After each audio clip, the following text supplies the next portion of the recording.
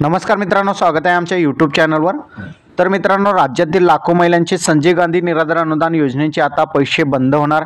यामागचं कारण काय आजच्या व्हिडिओमध्ये आपण बघणार आहोत। त्यासाठी हा व्हिडिओ शेवटपर्यंत बघायचा आहे।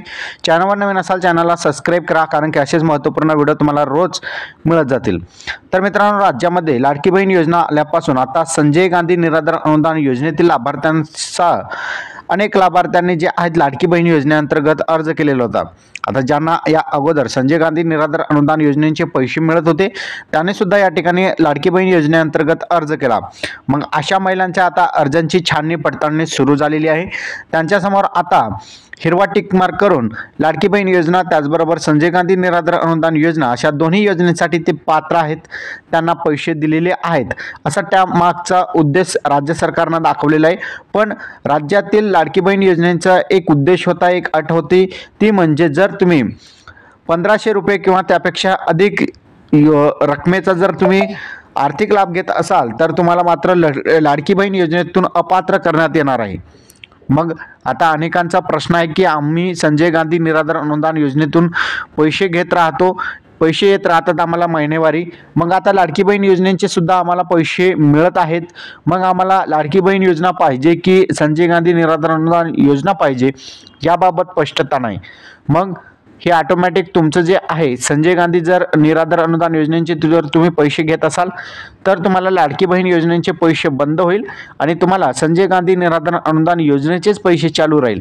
मग अशा काही महिला आहेत, त्याने आता अर्ज केलेले आहेत मागील 1-2 महिन्यामध्ये आणि त्यांना संजय गांधी निराधार अनुदान योजनेचा अप्रूव्हल सुद्धा मिळालेला आहे। मग त्यांना काय होणार आहे, त्यांना जर या अगोदर लाडकी बहीण योजनेचे पैसे मिळत होते तर त्यांना लाडकी बहीण योजनेचेच पैसे चालू राहील, संजय गांधी निराधार अनुदान योजनेचे पैसे त्यांना मिळणार नाही। तर अशा प्रकारे बघितलं तर संजय गांधी निराधार अनुदान योजना आणि लाडकी बहीण अनुदान योजना यामध्ये जे आहेत अनेक महिलांनी डबल पैसे घेतलेले आहेत, दोन्ही योजनेचे पैसे घेतलेले आहेत। त्यामुळे राज्यातील लाखो महिलांना जे आहेत अद्यापर्यंत पैसे मिळाले नाही। त्यामुळे आता जे आहेत एकाच योजनेचा लाभ दिला जाईल, एकतर त्यांना लाडकी बहीण योजनेचा लाभ दिला जाईल किंवा त्यांना संजय गांधी निराधार अनुदान योजनेचाच लाभ दिला जाणार आहे। आता यामध्ये आपण बघितलं तर लाडकी बहीण योजनेमध्ये अनेक जे ॲप्लिकेशन आहेत त्यांच्यासमोर जे आहे संजय गांधी निराधार अनुदान योजनेचे पैसे घेत आहे की नाही त्याचा ऑप्शन देण्यात आलेला। त्याच्यामध्ये जर येस असेल तर त्यांना लाडकी बहीण योजनेचे पैसे मिळणार नाही, फक्त त्यांना संजय गांधी निराधार अनुदान योजनेचेच पैसे मिळणार आहे। त्याचबरोबर अनेक महिलांचा असं आहे की त्याने उशिरा अर्ज केले संजय गांधी निराधार अनुदान योजनेमध्ये आणि दोन्ही योजनेचे पैसे उचलत आहेत, त्यामुळे त्यांना जे आहेत संजय गांधी निराधार अनुदान योजनेचे पैसे बंद होईल, फक्त त्यांना लाडकी बहीण योजनेचेच पैसे चालू राहणार आहे।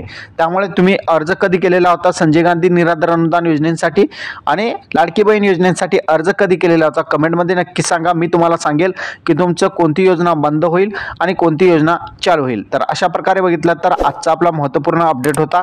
अपडेट कसा वाटला नक्की कमेंटमध्ये सांगायचं विसरू नका। चॅनलवर नवीन असाल चॅनलला सबस्क्राइब करा। धन्यवाद।